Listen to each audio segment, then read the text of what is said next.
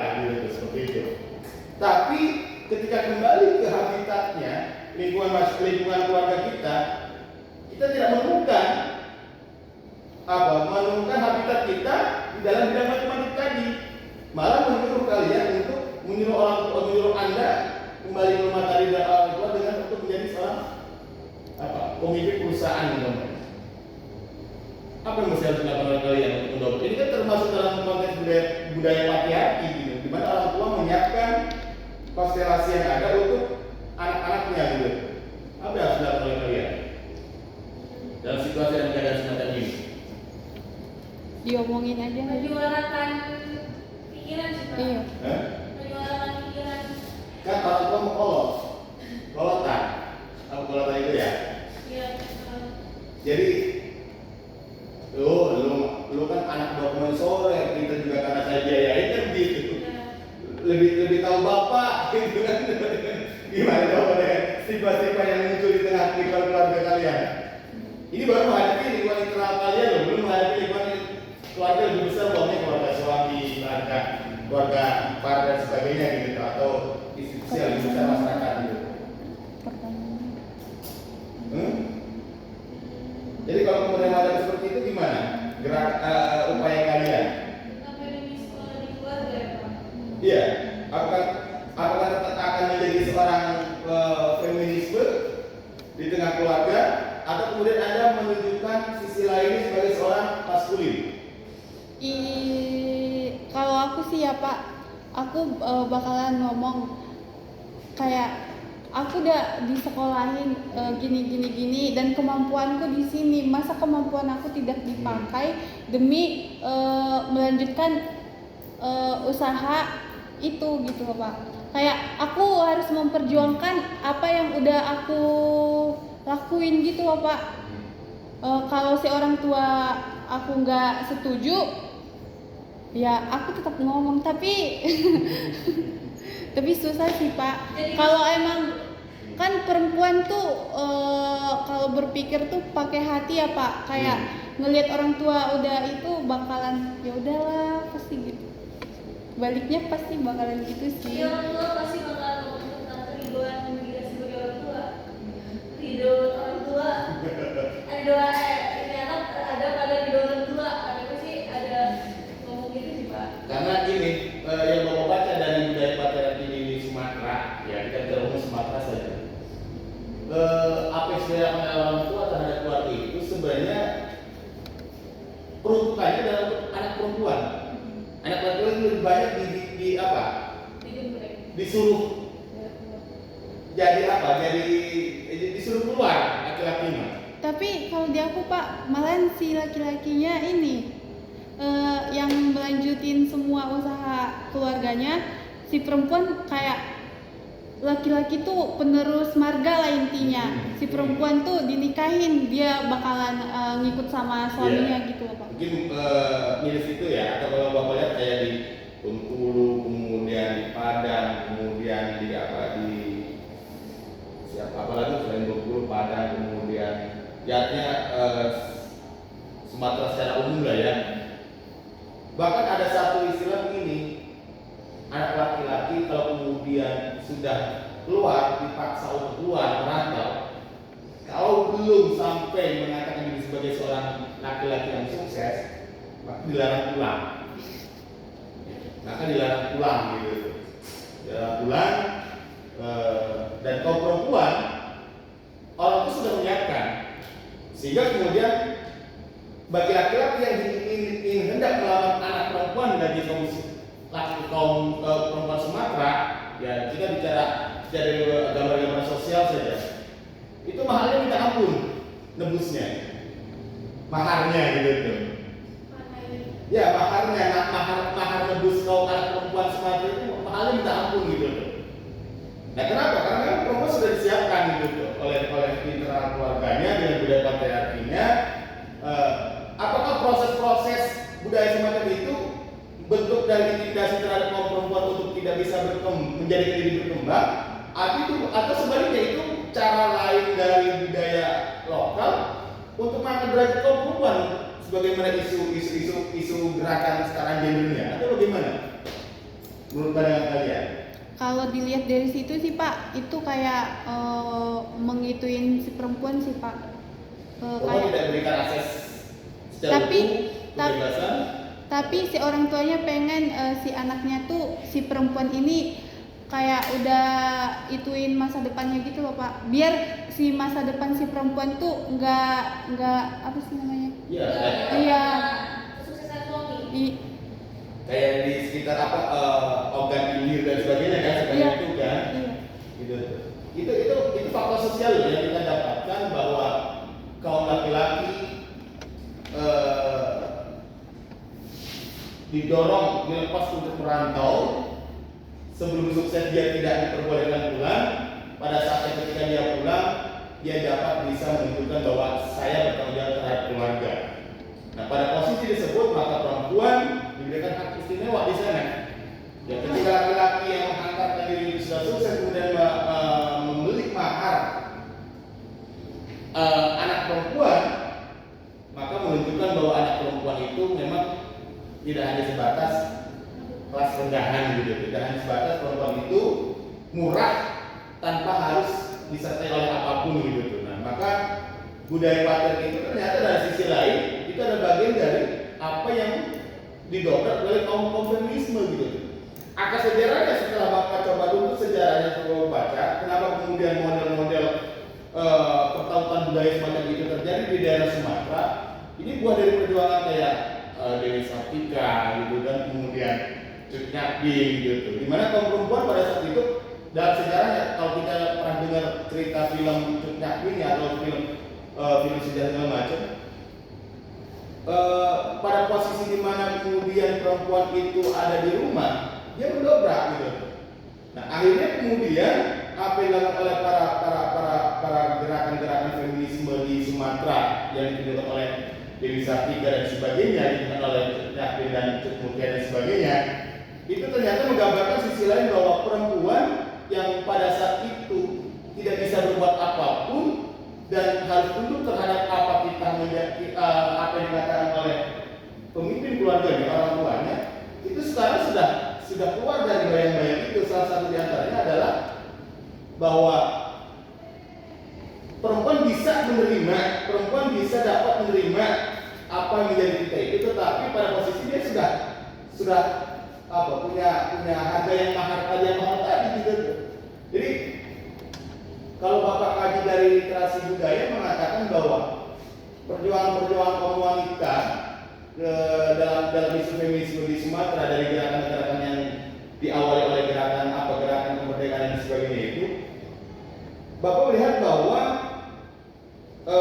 budaya patriarki yang diterapkan di budaya setempat di Sumatera ternyata ini pada posisi di mana ada bagian dari gerakan feminis itu sendiri gitu tuh, di mana perempuan sudah keluar dari bayang-bayang keterpurukan, bayang-bayang kemiskinan. Di mana kalau kemudian perempuan sudah dalam keadaan tidak bisa apa-apa, perempuan kemudian dalam keadaan tidak punya apa-apa, dibayar murah oleh kaum laki-laki gitu tuh. Tetapi pada posisi itu masyarakat merubah pola budaya patriarki yang ada itu oleh gerakan-gerakan yang ada itu, sehingga menjadikan perempuan Sumatera itu mahal. Perempuan Sumatera itu mahal dari segi aspek sosialnya gitu. Yang Bapak alami sendiri pernah mengalami seperti itu. Jadi istilah yang namanya gerakan gender, gerakan feminisme yang kemudian mengiringi gerakan-gerakan perjuangan kemerdekaan bangsa kita itu terinspirasi dari upaya di mana kaum perempuan bisa dapat berbuat lebih ya untuk memperjuangkan apa yang menjadi hak-haknya sendiri gitu. Sehingga kalau dalam bahasa di sini yang Bapak coba ambil literasinya bahwa gerakan perempuan atau gerakan feminisme itu tidak hanya mengupayakan keadilan dan kesetaraan, tidak hanya mengupayakan keadilan dan kesetaraan secara status sosial, tapi merubah struktur ketimpangan sosial yang membuat perempuan tidak nyaman. Jadi tidak hanya sebatas berjuang keadilan, tidak hanya sebatas berjuang ingin menyamakan kesetaraan kedudukan laki dan perempuan, tapi yang menjadi poin penting gerakan feminisme ya, yang selama ini berkembang kemudian diiringi oleh perjuangan-perjuangan yang lain adalah di mana perempuan dapat bisa merubah ketimpangan struktur, ya, yang membuat perempuan itu merasa tidak nyaman gitu. Ya. Nah, pada posisi yang tidak nyaman di mana? Pada posisi tidak nyaman itu tadi, ketika perempuan tidak bisa berbuat apa-apa, ketika perempuan tidak bisa melakukan apa-apa karena terbatas oleh karena faktor sosialnya tadi, sehingga di mata kaum laki-laki dianggap murah gitu. Di mata kaum laki-laki itu dianggap murah atau dianggap tidak punya harga.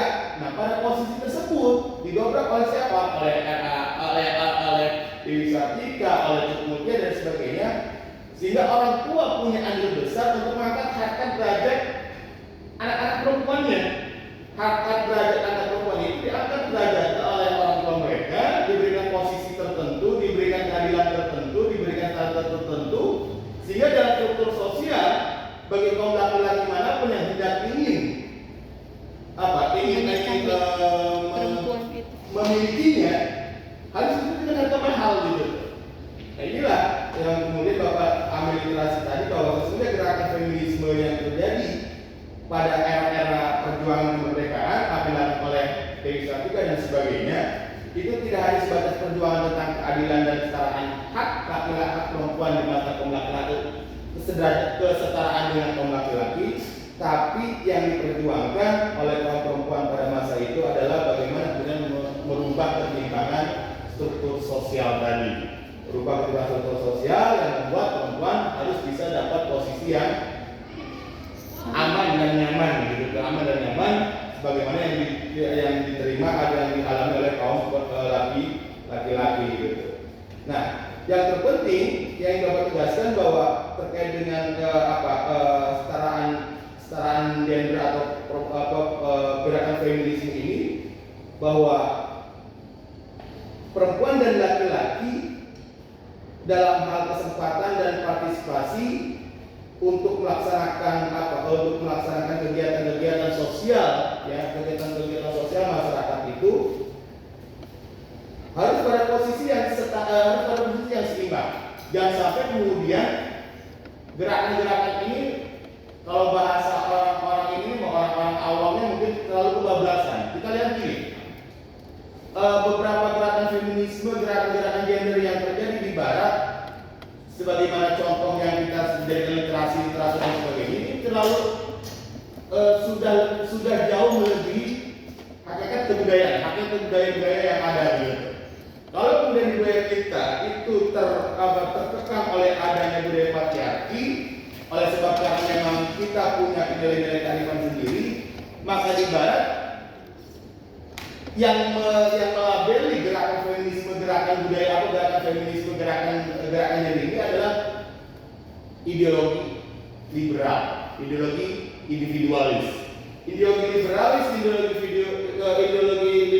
dan ideologi individualis ini ternyata masuk pada isu global tentang isu feminisme, dan akhirnya kemudian isu ini menjadi tidak lagi urgen di mata dunia politik internasional. Buktinya apa? Di mata dunia politik internasional, perempuan tidak lagi berjuang apa yang menjadi hak kaum perempuan terhadap kaum laki-laki, tetapi isu ini kemudian menjadi liar oleh sebab karena faktor individualis dan liberalis tadi. Sehingga di Barat yang Bapak lihat akhir-akhir ini, gerakan-gerakan feminisme atau gerakan isu-isu politik gender dan sebagainya, yang diperjuangkan mereka itu bukan kedudukan, bukan kedudukan, bukan kemudian bukan lagi kesetaraan di mata kaum laki-laki, tapi yang diperjuangkan oleh mereka adalah apa yang itu haknya dari laki-laki diambil oleh perempuan, apa yang itu menjadi haknya perempuan diberikan kepada laki-laki.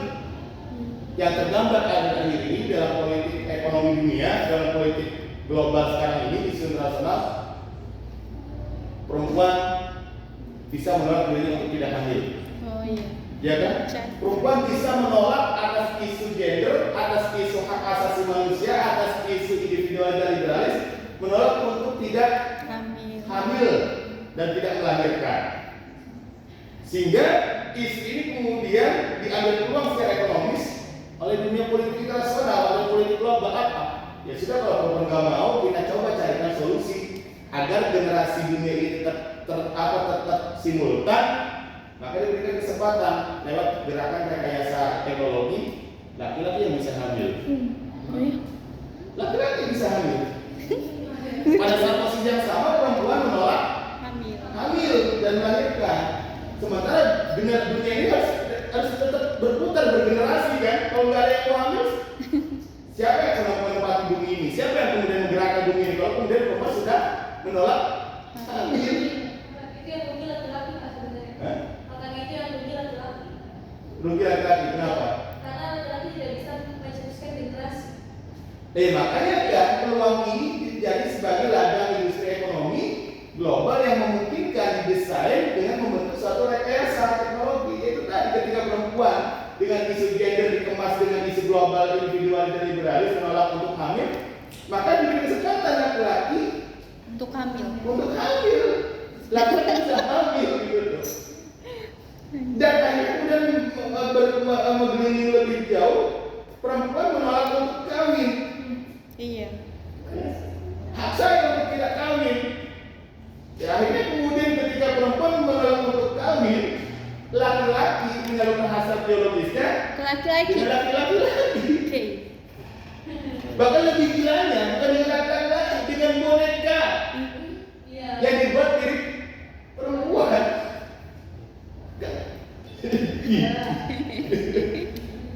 Ya, ada berangkat dari isu global tentang isu feminisme yang berkembang tentang harga diri, kemudian ketertindasan kaum perempuan di mata laki-laki, perjuangan harkat martabat kaum perempuan dan kaum laki-laki. Ini ternyata dimanfaatkan dalam isu global politik dunia dengan isu individualis, liberalis, di mana di situ ada peluang ekonomi, peluang politik global, peluang isu-isu hak asasi manusia masuk. Yang terjadi di akhir-akhir begitu. Nah, bagi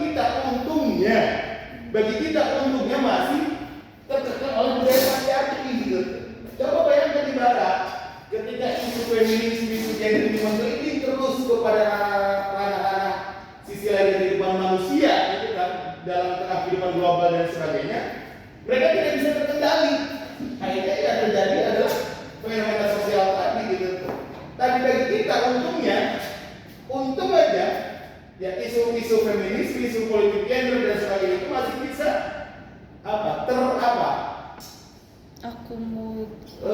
ya kalau bahasa orang sendiri masih di sini rem, masih bisa dibatasi oleh karena sebab apa? Oleh sebab karena kita masih kuat dengan budaya patriarki. Coba bayangkan kalau kemudian budaya patriarki yang ada di tengah-tengah masyarakat kita ini tidak kuat mengekang kehidupan masyarakat secara umum, bisa jadi walaupun mungkin barangkali fenomena di Indonesia itu sudah mulai muncul oleh sebab karena pengaruh budaya barat tadi gitu, ya kan? Ya kan tadi kalau kemudian perempuan sudah menolak hamil, maka diberikan peluang laki-laki untuk hamil. Kalau perempuan sudah menolak menikah, maka laki-laki Sesama jenis. susah untuk melakukan hasrat biologisnya, maka terjadilah yang namanya gay dan sebagainya gitu ya, transgender dan sebagainya. Ya. Jadi artinya bahwa perlu kewaspadaan, perlu kematangan intelektual yang jelas kita dalam memahami isu-isu global yang berhubungan dengan isu gender, isu feminisme. Ya, atau mungkin barangkali kalau kemudian kita ambil tarik secara sederhana dalam kehidupan kita, isu feminis, isu gender, lebih sederhana begini. Kalau dalam lingkup kehidupan kita anak muda lah yang mungkin bisa kita bisa gambarkan gitu. Kalau cari pasangan perempuan hampir rata-rata semuanya nunggu. Gimana respon laki-laki? Ya. Padahal sebenarnya perempuan gairahnya rasanya cukup tinggi. Bahkan bisa dikatakan rindunya melebihi berkali-kali lipat rindu laki-laki terhadap perempuan kalau sudah mengatakan rindu sama laki-laki gitu kan. Tapi dengan sikap emosional ada kan masih bisa menahan gitu, menunggu respon laki-laki secara baik gitu kan. Tapi pada posisi sebaliknya, ketika kemudian berjalan kehidupan ini secara simultan dan sebagainya, kenapa kemudian yang lebih banyak merasakan bagaimana sakitnya sebuah hubungan itu, laki-laki lebih banyak merasa sakit itu dibandingkan perempuan. Iya. Artinya bapak mengatakan gini, kalau kemudian dikaitkan dengan isu-isu apa ya, isu feminis, isu segala macam, dan bapak katakan tadi perempuan pada aspek ini memang menunggu sejauh mana lebih jauh langkah respon laki-laki dalam sebuah hubungan. Tapi kenapa kaum perempuan lebih mudah gampang mengakhiri sebuah hubungan pada kadar tertentu? Karena tidak ada kepastian. Apa karena persoalan itu? Bukankah untuk mencapai suatu titik tujuan itu kan perjuangan bersama, bukan perjuangan laki-laki saja? Tapi laki-laki tidak Hah? Perempuan kan nggak mikir. Maksudnya nggak berpikir panjang gitu loh Pak. Kalau dia udah sakit hati, yaudahlah putus. Dia nggak mikirin apa yang telah dilewatin. Tanpa mikirin itu, dia cuma lihat. Jadi terus saja sudah langsung menimbulkan reaksi. Iya. Tidak, ya anggap sebagai makhluk irasional tadi, tidak terlalu panjang berpikir tentang ABCD-nya gitu tuh. Sehingga itu yang membuat kemudian kaum perempuan lebih mudah mengatakan kata putus dibandingkan kaum laki-laki.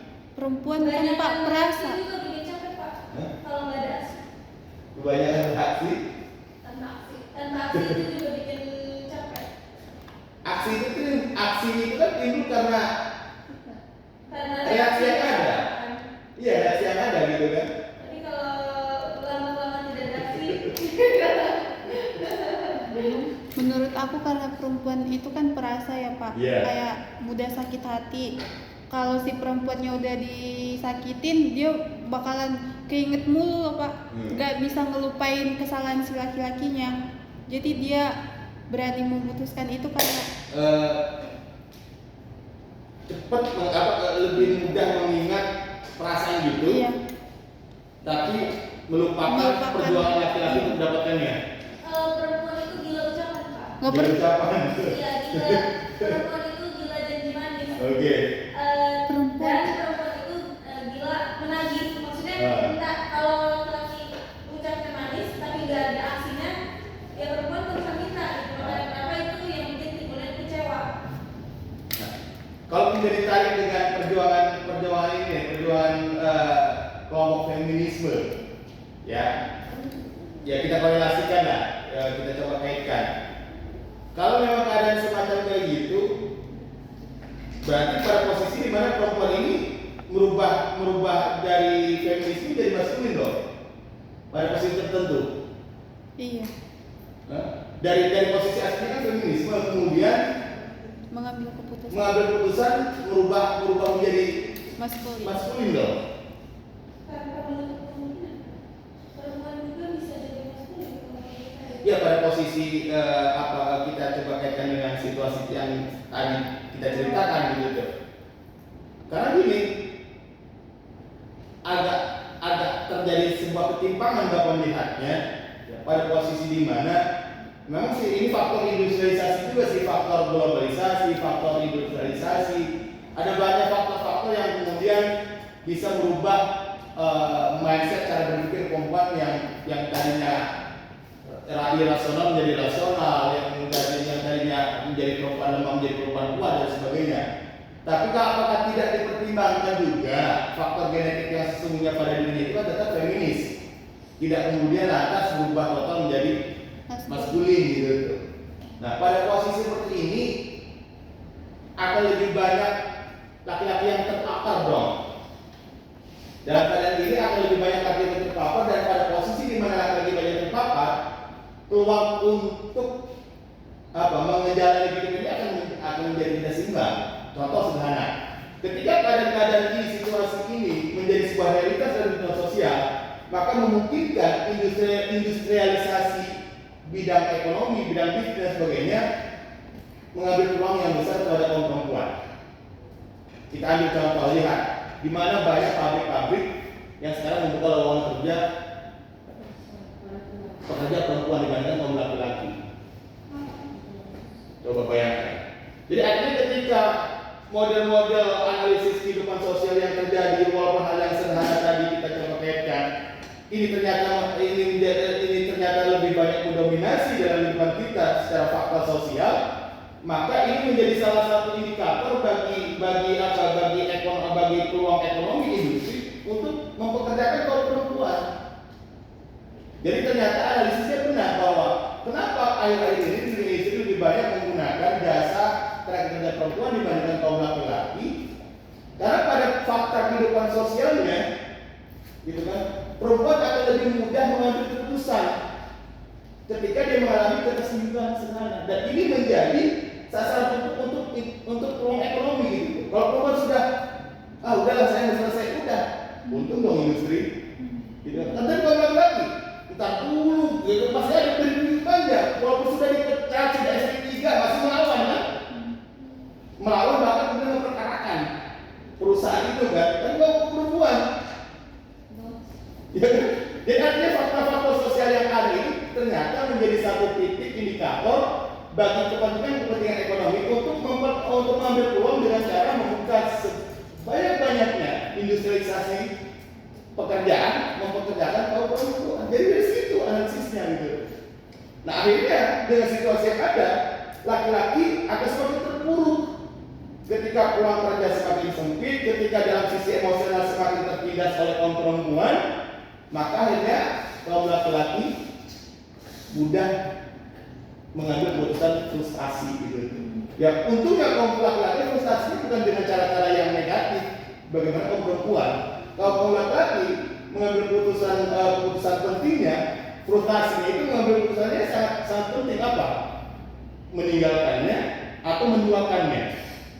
Karena untuk kembali menunjukkan harga diri dia sebagai laki-laki gitu. Kalau dia masih menghargai saya sebagai suaminya atau sebagai kepala keluarganya, ya maka kembalikan harga diri saya sebagai laki-laki gitu kan. Ya itu maksud sosial yang kita coba ilustrasikan gitu. Jadi jangan kira loh bahwa hal-hal yang sederhana dalam kehidupan sosial kita dari cerita-cerita sederhana tadi ternyata itu menjadi salah satu analisis peluang pintu masuk bagi peluang ekonomi loh. Ya. Sekarang ini dunia pendidikan. Ya dunia pendidikan. Kalau kemudian dibikin klaster, dibikin satu kelompok-kelompok marginal, kelompok-kelompok gender umpamanya. Kenapa SMK, STM lah dulu lah. Kenapa STM lebih banyak dominasi laki-laki? Kenapa SME lebih banyak dominasi perempuan? Coba, ada pernah membayangkan tidak? Iya. Pernah berpikir nggak kenapa sih SME lebih banyak perempuan? Kenapa STM lebih banyak laki-laki? Enggak sih. Kan kalau STM tuh yang tentang motor-motor kan Pak, dia tuh lebih sabar buat itunya kabel-kabelnya gitu. Kalau si cowok sabar, kalau cewek Cowok sabar. Bukan. Iya, lebih teliti kayak iya, lebih teliti gitu loh. Terus Makanya kemudian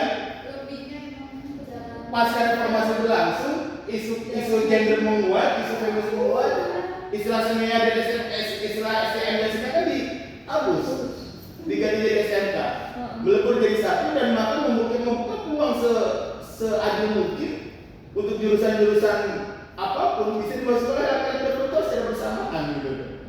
Padahal dulu sebelumnya kok identiknya begitu gitu tuh, SME adalah perempuan, STM laki gitu. Nah makanya jangan dikira loh dari kehidupan sosial kita yang sederhana yang kita jalani ternyata itu dinamis loh, bisa menjadi satu pintu masuk untuk melakukan penelitian karena adanya peluang-peluang industri gitu, peluang-peluang usaha dan sebagainya. Jadi wajar kalau kemudian hari ini dunia industri, ya dunia pekerjaan di mana kemudian banyak sekali